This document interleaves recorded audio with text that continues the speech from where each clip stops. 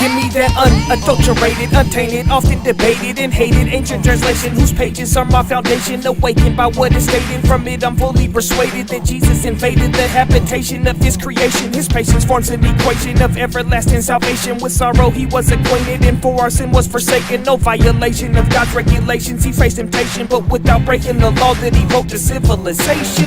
And though they slayed him, the tomb was evacuated, cause after he died the master would rise like evaporation. This is an invitation to people in desolation. Your destination is based on your ties to Yahweh or Satan.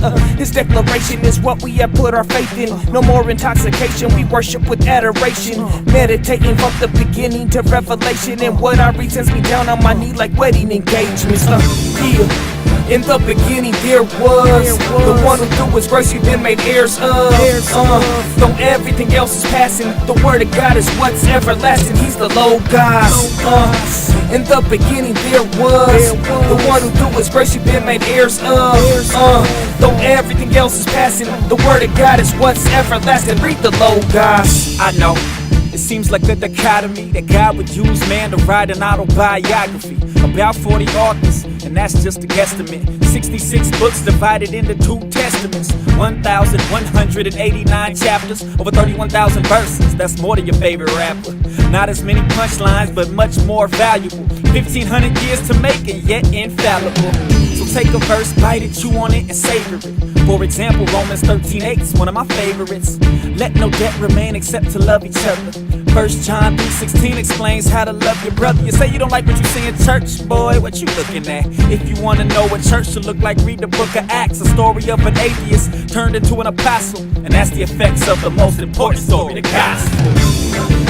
In the beginning there was the one who through his grace you've been made heirs of.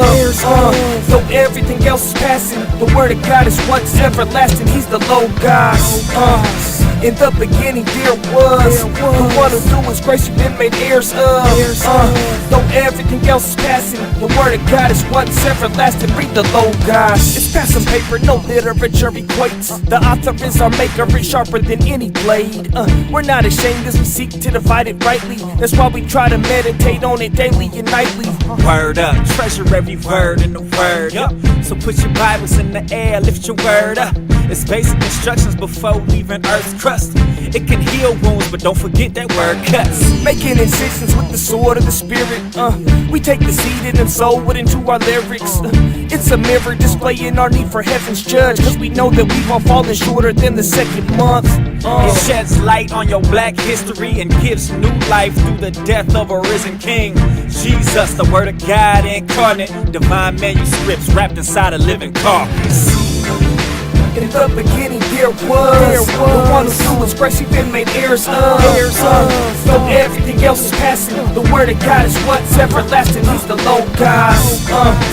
In the beginning there was the one who through his grace you've been made heirs of. Though everything else is passing, the word of God is what's everlasting. Read the Logos.